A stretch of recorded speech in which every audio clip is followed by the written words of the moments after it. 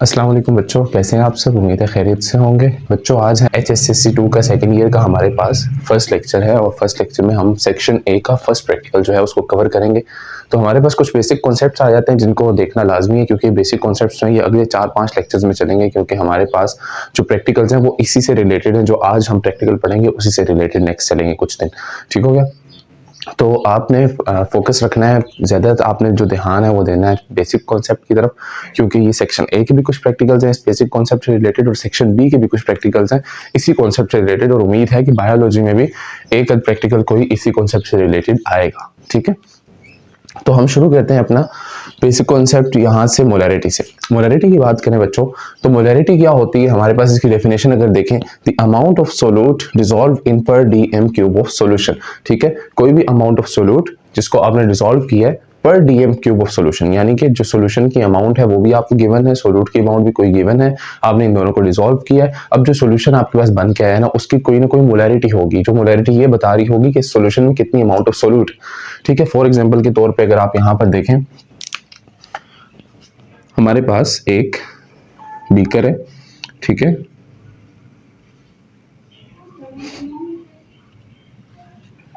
इसके अंदर आपने कोई ना कोई सोल्यूट ऐड किया।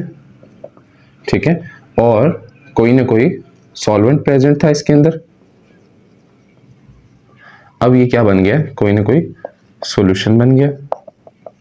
ठीक है, इस सॉल्यूशन की अगर आपसे मोलैरिटी पूछी जाए तो आप बताएंगे कि इस सॉल्यूशन की मोलैरिटी ये है कि जितना सोल्यूट इस सॉल्यूशन के वॉल्यूम के अंदर डिसॉल्व है वो इसकी मोलैरिटी है, जिसका फार्मूला अगर देखें आप मोलैरिटी का, तो molarity equals to number of moles divided by volume. Means के आपने नंबर ऑफ मोल्स, यानी कि जो अमाउंट ऑफ सोल्यूट है वो नंबर ऑफ मोल्स में लेनी है, और वॉल्यूम जो है आपके पास डीएम क्यूब में होना चाहिए।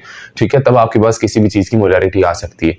ओके, अब यहाँ पर जो सीएम क्यूब और डीएम क्यूब की यूनिट का वर्ड यूज हुआ है उसकी अगर बात करें तो हम यहाँ पर हमारे पास कुछ ऐसे यूनिट्स हैं जो आप वॉल्यूम में आगे यूज करेंगे, जैसे कि डीएम क्यूब हो गया और सीएम क्यूब हो गया, इसी तरह मिलीलीटर हो गया और लीटर हो गया। ठीक है, ये सेम है, डीएम क्यूब और लीटर सेम है और सीएम क्यूब और मिलीलीटर सेम है, तो इसलिए इनकी कन्वर्जन जो है वो भी सेम है। आपने सेंटीमीटर क्यूब से डेसीमीटर क्यूब में जाना है या आपने मिलीलीटर से लीटर में जाना है, तो आप करेंगे जो भी आपके पास वैल्यू होगी उसको डिवाइड कर देंगे 1000 से, ये आपके पास आंसर डीएम क्यूब में या फिर लीटर में आ जाएगा। ठीक है, तो आपने क्या करना है, अगर आपको सीएम क्यूब में वॉल्यूम गिवन है तो आप उसे क्या करोगे, सबसे पहले 1000 को डिवाइड करके डीएम क्यूब में लेके जाओगे। मिलीलीटर में गिवन है तो आप डिवाइड करके लीटर में लेके जाओगे। उसके बाद आपने सॉल्व करना है, और जो अमाउंट है मोलैरिटी में, जो अमाउंट है मोल्स जो है, मोल्स की बात करें तो मोल्स का फार्मूला होता है बच्चों mass divided by molar mass. ठीक है, mass divide by molar mass. अब यहाँ पर अक्सर जो होता है ये अमाउंट वो मैस में गिवन होती है, मोल्स में नहीं गिवन होती, तो उस सूरत में आपने क्या करना है कि पहले उसको मोल्स में कन्वर्ट करना है, देन पुट करना है आपने। उसके बाद बच्चों नेक्स्ट टॉपिक आता है आपके पास टाइट्रेशन का।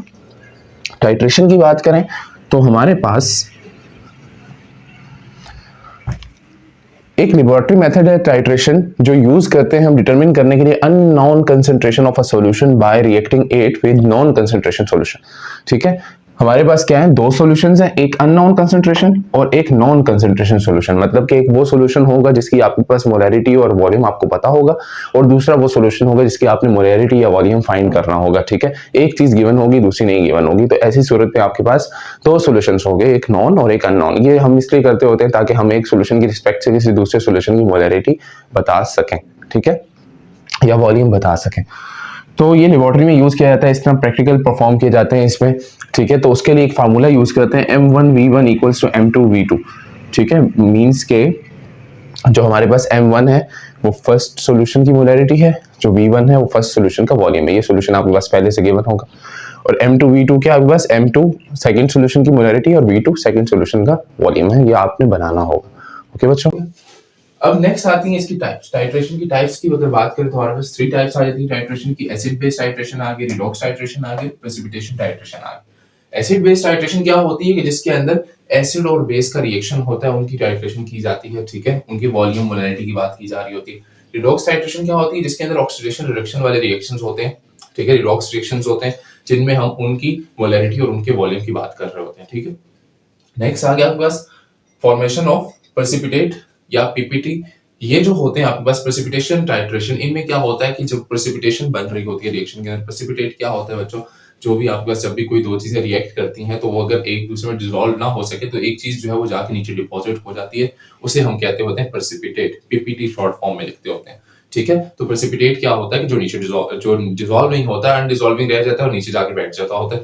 तो ऐसे जो रिएक्शंस होती हैं जो प्रेसिपिटेट बनता है उसको हम प्रेसिपिटेशन टाइट्रेशन कहते हैं। ठीक है, इसके बाद आप फोकस करें डायग्राम।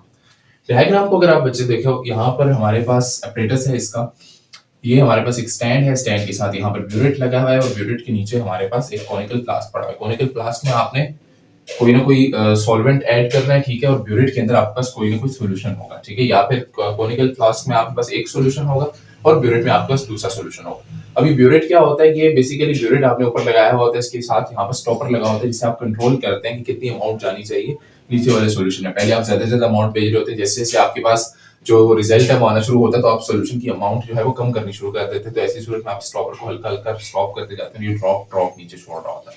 ठीक है, तो ये ब्यूरेट जो है इसमें ऐसी रीडिंग होती है जिसमें वॉल्यूम पता लग रहा होता है, आप इनिशियल वॉल्यूम और फाइनल वॉल्यूम ले लेते होते हैं और उससे फिर कैलकुलेट कर लेते होते हैं आपके पास कितना वॉल्यूम चेंज आया, तो वॉल्यूम चेंज आपको पता चल जाता है कि इतना वॉल्यूम यूज हुआ या इतना रह गया। अब इसमें देखें तो हमारे पास टाइट्रेशन के कंपोनेंट्स आ जाते हैं बच्चों, टाइट्रेंट और एनालाइट। ठीक है, टाइट्रेंट क्या होता है और एनालाइट क्या होता है, दोनों पे अगर देखें, टाइट्रेंट बच्चों होता है वो जो हमारे पास नॉन कंसंट्रेशन में होता है। ठीक है, टाइट्रेंट क्या होता है हमारे पास, जो हमारे पास नॉन कंसंट्रेशन, जिसकी मोलैरिटी और जिसका वॉल्यूम हमें पता होगा उसे हम टाइट्रेंट कहते हैं। और एनालाइट क्या होता है, एनालाइट वो होता है जिसको हमने फाइंड करना होता है, जिसको डिटरमाइन करना होता है, यानी जिसकी या मोलैरिटी या फिर हमें वॉल्यूम को फाइंड करना होता है, वो हमें गिवन नहीं होता। तो यहाँ पर अगर आप देखें इसमें, तो हमारे पास जो टाइट्रेंट होगा उसको हम ऐड करेंगे ब्यूरेट के अंदर, जिसकी हमें वॉल्यूम और मोलैरिटी पता है उसको हम ब्यूरेट में डालेंगे और जिसकी नहीं पता उसको हम डालेंगे कॉनिकल फ्लास्क में। ठीक है, यहाँ पर बताया भी है, जिसको नहीं पता, जिसको डिटरमाइन करना उसको फ्लास्क में डालेंगे और जिसकी पता है उसको हम किस में डालेंगे, ब्यूरेट में ऐड करेंगे। अब क्या होगा कि ऊपर से हम ड्रॉप बाय ड्रॉप छोड़ेंगे, ठीक है, और जैसे ही हमारा रिएक्शन हो जाएगा तो उस सूरत में हमें पता चल जाएगा कि हमारा रिएक्शन परफॉर्म हो गया और हम क्या करेंगे, ऊपर से इसको स्टॉप कर देंगे और वैल्यूज नोट करके हम अपना आंसर निकाल लेंगे कि हमारे पास कितने मोलर या कितना वॉल्यूम जो है वो हमारे पास अमाउंट सॉल्यूशन बनी है। उसके बाद बच्चों नेक्स्ट चीज आती है डाइल्यूशन। डाइल्यूशन क्या होती है, डाइल्यूशन की बात करें तो हमारे पास आपने पढ़ा हुआ होगा 9th क्लास में, आपने पढ़ा था कि एक डाइल्यूट सॉल्यूशंस होते हैं, एक कंसंट्रेटेड सॉल्यूशन होते हैं। अब इन दोनों में फर्क क्या होता है, डिफरेंस क्या होता है। डाइल्यूट सॉल्यूशन वो सॉल्यूशंस होते हैं जिनके अंदर सोल्यूट की अमाउंट बहुत लेस अमाउंट में प्रेजेंट होती है, और अगर बात करें कंसंट्रेटेड सॉल्यूशन की तो वो सॉल्यूशन होते हैं जिनके अंदर सोल्यूट ज्यादा मिकदार में प्रेजेंट होता है, सोल्यूट की अमाउंट ज्यादा होती है। ठीक है, सोल्यूट की मिकदार के मुताबिक हम क्या करते हैं, इनको डाइल्यूट और कंसंट्रेटेड के नाम देते हैं। तो सॉल्यूशन में जैसे जैसे सोल्यूट की मिकदार कम होती जाएगी वो सॉल्यूशन डाइल्यूशन की तरफ चला जाता है। ठीक है, तो ऐसी सूरत में हम इस ऐसा प्रोसेस जिसमें क्या होता है, मोल्स को क्या कांस्टेंट, मतलब मोल्स हैं उनको हम कांस्टेंट रखते हैं और क्या करें, वॉल्यूम सॉल्यूशन का चेंज करते जाए, तो ऐसी सूरत में हमारे पास जो सॉल्यूशन होगा वो डाइल्यूशन की तरफ चला जाएगा, उसे हम डाइल्यूशन ऑफ सॉल्यूशन या डाइल्यूटेड सॉल्यूशन बोलेंगे। ठीक हो गया। उसके बाद बच्चों आपके पास यहाँ पर आ जाती हैं कुछ चीजें जिनको स्टूडेंट्स अक्सर मिस्टेक करते होते हैं कि जहां पर हमारे पास M1 कौन सा लेना है, V1 कौन सा लेना है, M2 कौन सा लेना है, V2 कौन सा लेना है, कंफ्यूजन बनी रहती है। तो ऐसी सूरत में हमारे पहले से बताया हुआ है कि M1 कौन सा होना चाहिए, V1 कौन सा होना चाहिए, M2 V2 कौन से होने चाहिए। तो एसिड बेस्ड हाइड्रेशन के लिए बच्चों आपने क्या करना है कि M1 वो लेना है जो एसिड होगा। ठीक है, एसिड की मोलैरिटी जो होगी उसे आप M1 कहेंगे, जो एसिड का वॉल्यूम होगा उसे आप V1 कहेंगे, जो बेस की मोलैरिटी होगी उसे M2 और जो बेस का वॉल्यूम होगा उसे V2 कहेंगे। ठीक है, तो ये सारी चीजें जो है ना ये आपके पास बताएंगी कि आपने फिर कैसे आगे कैलकुलेशंस करनी है। अगर आपको एसिड की मोलैरिटी गिवन है, एसिड का वॉल्यूम गिवन है, बेस की मोलैरिटी गिवन है, आपने बेस का वॉल्यूम फाइंड करना है तो आप V2 के लिए फार्मूला ड्राइव करेंगे। ठीक है, अगर आपने एसिड की मोलैरिटी फाइंड करनी है तो आप M1 के लिए, अगर वॉल्यूम एसिड का फाइंड करना है तो V1 के लिए, अगर आपने मोलैरिटी बेस की फाइंड करनी है तो M2 के लिए, और अगर बेस का वॉल्यूम फाइंड करना है तो V2 के लिए आप फार्मूला ड्राइव करेंगे। नेक्स्ट आ जाता है आपके पास, अगर जनरल टाइट्रेशन की बात करें बच्चों, यहाँ पर कुछ मैं डिराइव करके बता देता हूँ आपको formulas for acid based hydration के लिए। एसिड बेस्ड हाइड्रेशन की जो फार्मूलाज हैं उनकी अगर बात करें तो हमारे पास अगर हमने एसिड के लिए मोलैरिटी फाइंड करी तो हम M1 के इक्वल पुट कर देंगे किसको, बाकी सबको। तो यहाँ पर आ जाएगा M2 V2 divided by V1। और अगर हमने एसिड के वॉल्यूम के लिए ड्राइव करना है तो हम पुट कर देंगे M2 V2 divided by M1। ठीक है, तो सेम ऐसी चीज करेंगे हम किसके लिए, बेस के लिए। अगर हमने बेस के लिए ड्राइव करना है तो हम क्या कर देंगे, चीजें चेंज कर देंगे। तो बेस के वॉल्यूम और बेस की मोलैरिटी के फार्मूला ड्राइव हो जाएगा, जैसे कि M2 के लिए और V2 के लिए ड्राइव करना है हमने, तो हमारे पास हो जाएगा ये M1V1 divided by V2, M1V1 divided by M2। तो ये बेस के लिए हमारे पास ड्राइव हो गया फार्मूला। ठीक हो गया बच्चों। नेक्स्ट मूव करते हैं हम। हमारे पास अब एक चीज आती है कि आपके पास जब भी रिएक्शन आप परफॉर्म करेंगे, चाहे वो एसिड बेस का हो, चाहे वो रिडॉक्स हो, चाहे वो प्रेसिपिटेशन टाइट्रेशन हो, आपको पता कैसे चलेगा कि आपका रिएक्शन हो गया या नहीं हुआ। तो इस चीज के लिए हमारे पास आते हैं इंडिकेटर्स। इंडिकेटर्स की बात करें तो ये हम यूज करते हैं अपने रिएक्शंस के अंदर, और इनका काम ये होता है कि हमें ये बताते हैं कि इधर हमारा रिएक्शन हो गया या फिर नहीं हुआ, ये काम इनका होता है। ठीक है, तो उसमें कुछ इंडिकेटर्स आ जाते हैं, उसकी बात करते हैं। फर्स्ट में आ जाता है हमारे पास इंडिकेटर फिनोफ्थलीन आ जाता है, ठीक है, सेकंड मिथाइल ऑरेंज और थर्ड लिटमस आ जाता है। फिनोफ्थलीन की बात करें बच्चों, तो जब इसको एसिड में डाला जाएगा तो ये कलरलेस शो करेगा, अगर बेस में डालेंगे तो ये पिंक कलर शो करेगा, और न्यूट्रल में डालेंगे तो कलरलेस शो करेगा। मिथाइल ऑरेंज की बात करते हैं तो हमारे पास ये एसिड में रेड कलर शो करता है, बेस में येलो कलर शो करता है और न्यूट्रल में ऑरेंज कलर शो करता है। ऐसे लिटमस की बात करें तो एसिड में रेड कलर शो करता है, बेस में ब्लू कलर शो करता है और न्यूट्रल में पर्पल कलर शो करता है। रेंजेस भी हैं इनकी अपनी अपनी, जैसे कि फिनोफ्थलीन की रेंज है 8.2 से 10, यानी कि ये बेस में भी जाके ये 7 के फौरन बाद शार्प ये चेंज नहीं करेगा अपना कलर, बल्कि आराम आराम से चेंज करेगा 8.2 से 10 तक। यानी कि जो पीएच होती है, पीएच स्केल आप जानते हैं कि 0 से लेकर 11, 12, 13 आगे फर्दर होता है। तो जो भी पीएच होती है हमारे पास बेसिक होती है, एसिडिक होती है। अगर 7 से नीचे आएंगे 0 की तरफ तो हमारे पास एसिडिक होती है, अगर 7 से ऊपर जाएंगे 11, 12 की तरफ तो हमारे पास बेसिक होती है, 7 हमारे पास न्यूट्रल होते हैं। तो ये यहाँ पर क्या कर रहा है, बेस ये 8.2 से 10 तक ये जो है अपना कलर जो है वो पिंक करता है, इसकी रेंज है कलर चेंज करने की। तो ऐसी सूरत में ये न्यूट्रल हो या फिर ये एसिड हो, ये अपना कलर कोई नहीं शो करेगा, इस रेंज के बाद जाके अपना कलर शो करेगा। मिथाइल ऑरेंज की बात करते हैं हम, तो मिथाइल ऑरेंज 3.1 से 4.4, यानी कि ये एसिड के लिए बेस्ट है। एसिड में ये 3.1 से 4.4 पे ये कलर चेंज करता है, इससे ज्यादा जो है ये इतना शार्प कलर चेंज नहीं करता। मींस कि अगर आपने एसिड बनाना है, ऐसे एसिड बना रहे हैं आप, कोई भी एग्जांपल ले लेते हैं हम इसके अंदर, ये हमारे पास देखो बच्चों Na2CO3 एक बेस है, ठीक है, और नीचे H2SO4 एक एसिड पड़ा है। आप क्या करते हैं, इसको ड्रॉप बाय ड्रॉप डालते हैं, इसके अंदर आपने मिथाइल ऑरेंज डाला हो, ठीक। अगर तो ये एसिड है, H2SO4 एसिड है, तो हमें यहाँ पर कौन सा कलर शो होगा, रेड कलर शो होगा। लेकिन जैसे ही 4.4 को क्रॉस करेगा पीएच, जाहिर सी बात है एसिड है, ऊपर से बेस डाली जा रहा है तो न्यूट्रल की तरफ जा रहा है ना रिएक्शन। आपको पता है जब भी एसिड बेस रिएक्ट करते हैं तो साल्ट और वाटर बनते हैं, न्यूट्रल हो जाता है रिएक्शन। तो जैसे ही न्यूट्रलाइजेशन की तरफ जा रहा है तो हमारे पास जैसे ही बेस डालना शुरू किया है हमने, तो 4.4 के बाद इसका कलर जो है वो चेंज होना शुरू हो जाएगा, बेस की तरफ न्यूट्रल की तरफ जाना शुरू हो जाएगा, ऑरेंज की तरफ, ठीक है। 4.4 तक ही रेड रहेगा ये। तो ऐसी सूरत में हमें ये अंदाजा नहीं होता कि हमारा कितना शार्प जो है वो कलर चेंज हो रहा है या हमारी पीएच जो है वो कहाँ पर पहुंची है। तो इसलिए हमें ज्यादा रीडिंग्स लेनी पड़ती हैं एक अमाउंट को कैलकुलेट करने के लिए, ठीक है। उसके लिए एक टर्म यूज करते हैं रीडिंग्स के लिए, बल्कि उससे पहले मैं आपको इसका भी बता दूं, इसकी रेंज जो है वो हमारे पास 4.2 से 8.3, ये सबसे ज्यादा बेस्ट है हमारे पास एसिड बेस की टाइट्रेशन के लिए, क्योंकि रेड जो होता है एसिड के लिए रेड शो कर देगा, बेस के लिए ब्लू और न्यूट्रल के लिए पर्पल। और ये सिंपल, थोड़ा सा भी एसिड होगा तो ये वहां पर अपना कलर शो कर देता होता है। लेकिन ये जो बाकी हैं इनकी अगर बात करें तो ये इस तरह इतना शार्प कलर शो नहीं करते, ये थोड़ी सी पीएच चेंज होने के बाद ही कलर शो करते हैं, ठीक हो गया। तो आपके पास बच्चों एक टर्म आती है कॉन्कॉर्डेंट। कॉन्कॉर्डेंट की टर्म आती है जब भी आप रीडिंग्स कैलकुलेट कर रहे होते हैं, जब आप इसमें डाल रहे होंगे, जब कॉनिकल फ्लास्क के अंदर आप ऊपर से ब्यूरेट ओपन किया हुआ आपने और उसके अंदर बेस डाली जा रहे हैं, तो तब क्या होगा, आपने रीडिंग कैलकुलेट करनी होगी। जैसे नीचे आपको कलर चेंज होना नजर आ रहा है ना, आपको लग रहा है कि रिएक्शन होना शुरू हो गया, हल्का हल्का कलर चेंज होता है, फिर आहिस्ते आहिस्ते शार्प होता जाता है वो। तो ऐसी सूरत में एक टर्म यूज की जाती है कॉन्कॉर्डेंट। कॉन्कॉर्डेंट का मतलब होता है बच्चों आपके पास कि आपने फॉर एग्जांपल के तौर पे यहाँ पर देख रहे थे, आपके पास थोड़ा सा कलर चेंज होना शुरू किया, आपने एक वैल्यू नोट की जो थी 24.5, नेक्स्ट वैल्यू आपने नोट की 24.4, फिर 24.3 एंड देन 24.2, ये रीडिंग्स आप नोट करते जा रहे हैं, ठीक है। तो ऐसी सूरत में क्या हो रहा है, आपके पास यहाँ से यहाँ पर गैप देखें, इन दोनों का गैप देखें और इन दोनों का गैप देखें, तो आपके पास 0.1 का गैप चल रहा है। ऐसा जो गैप होता है जिसमें आप सिर्फ 0.1 की रेंज रख के चलें, उसको आप बोलते होते हैं कॉन्कॉर्डेंट वैल्यूज, ठीक है। ये वो वैल्यूज है जो कॉन्कॉर्डेंट मेजरमेंट से ली जा रही हैं, ठीक है। आप इनको 0.1 का डिफरेंस रखते हुए लेके जा रहे हैं। तो ऐसी सूरत में हम जो है यहाँ पर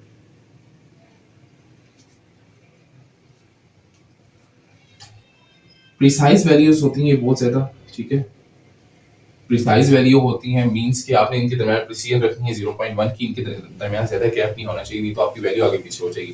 तो ये बेसिकली वैल्यूज हम लेते क्यों हैं, हम टेबल्स बनाने के लिए लेते थे। टेबल कैसे बनाते हैं मैं नेक्स्ट लेक्चर्स में आपको बताऊंगा, अभी के लिए टेबल नहीं बता रहा मैं, अभी सिर्फ हम कवर कर रहे हैं अपने किसी तरह बेसिक कॉन्सेप्ट को और फर्स्ट लेक्चर को, ठीक है।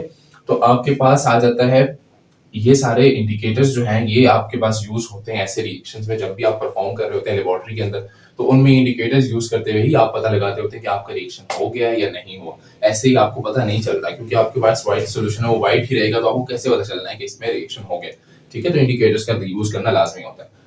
उसके बाद बच्चों अगर आप देखें तो हमारे पास प्रैक्टिकल पे आते हैं हम, तो हमारे पास फर्स्ट प्रैक्टिकल है हमारा determine the exact molarity of a given solution of H2SO4 and the volume of this acid required to prepare 500 milliliter of 0.02 molar acid by volumetric method।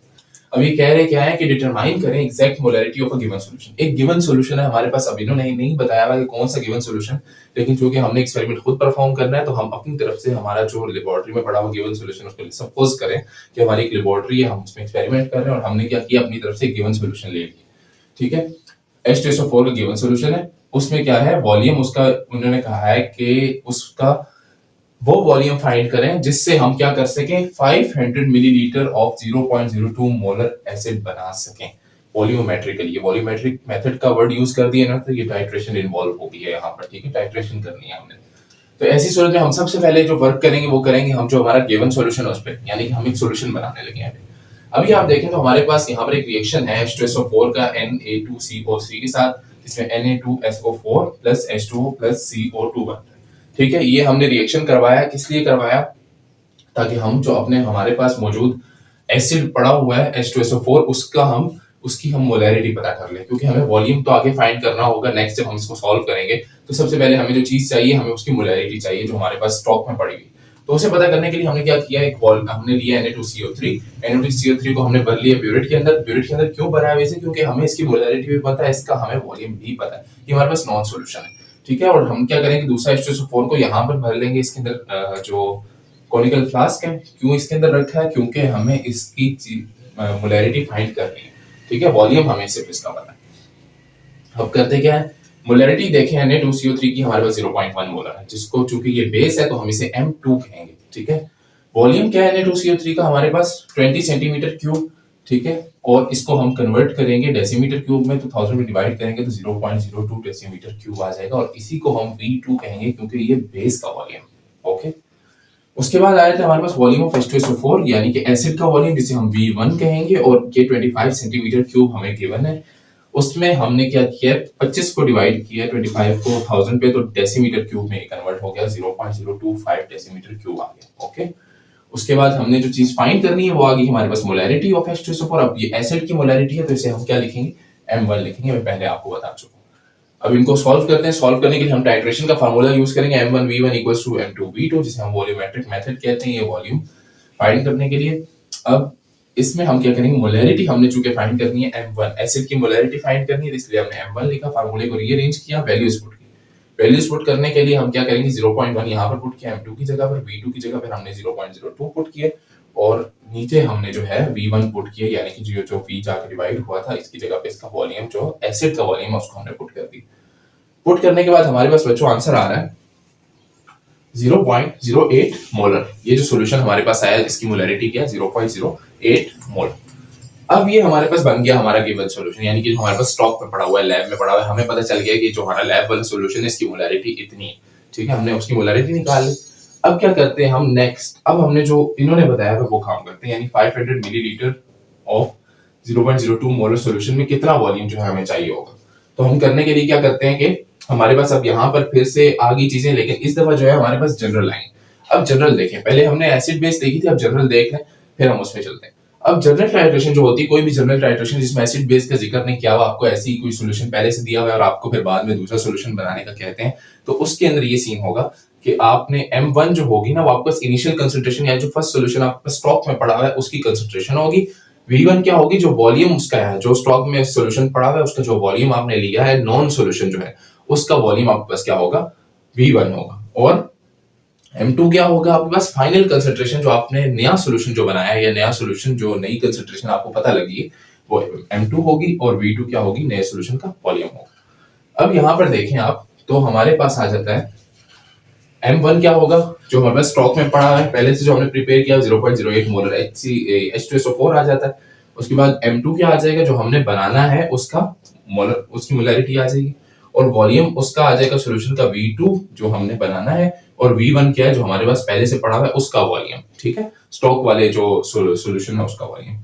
अब फार्मूला फिर से लगाते हैं, जब पहले हमने M1 के लिए अरेंज किया था, V1 के लिए अरेंज करते हैं, V1 equals to M2 V2 divide by M1, values put करेंगे, तो 0.02 हमने पुट की यहाँ से मोलैरिटी में M2 के, ठीक है, V2 हमने पुट किया 0.5, अभी 500 मिलीलीटर्स में था, इसको हमने डिवाइड किया 1000 पे, तो ये लीटर्स में कन्वर्ट हो गया, 0.5 में हमने 0.5 पुट किया, और 0.08 जो है हमारे पास स्टॉक वाले जो सोल्यूशन था उसकी मोलैरिटी, आंसर आएगा हमारे पास 0.125 लीटर। अब ये लीटर में था, हमने क्या किया, इसको कन्वर्ट कर लिया मिलीलीटर्स में, उसके लिए हमने इसको क्या किया, मल्टीप्लाई किया 1000 के साथ, तो ये हमारे पास मिलीलीटर्स में इसका आंसर आ गया, ठीक है बच्चों। तो ये हमारे पास वॉल्यूम आ गया किसका, जो सोल्यूशन हमें बनाने का कहा हुआ था, यानी कि 500 मिलीलीटर्स अगर हमने 0.02 मोलर बनाना है एसिड, तो उसके लिए हमें जो चाहिए होगा, जो फर्स्ट वाला था वो हमें, जो कि हमारे पास 0.08 मोलर सॉल्यूशन था, इसका हमें कितना चाहिए होगा वॉल्यूम, इसका हमें 125 मिलीलीटर्स वॉल्यूम चाहिए होगा, ठीक है। उसे हम 125 मिलीलीटर्स वॉल्यूम से हम पुट करेंगे, नीचे दूसरा सॉल्यूशन डालेंगे, तो हमारे पास ये फिर बन जाएगा, जो भी हमने मालूम करना है वो हमारे पास चीज बन जाएगी, ठीक है। और ऐसी सूरत में हम क्या यूज करेंगे, यहाँ पर इंडिकेटर्स यूज करेंगे जो हमें बताएंगे कि हमारा रिएक्शन हो गया या नहीं हुआ, ठीक है बच्चों। तो ये आज का लेक्चर था आपका पीपीए का फर्स्ट लेक्चर, और यही जो कॉन्सेप्ट है ये अगले कुछ लेक्चर्स में चलता रहेगा, तो आपने इसको जहन में रखना है, माइंड में रखना है। कोई भी क्वेश्चन हो आपका कमेंट सेक्शन में पूछ सकते हैं। अल्लाह हाफिज।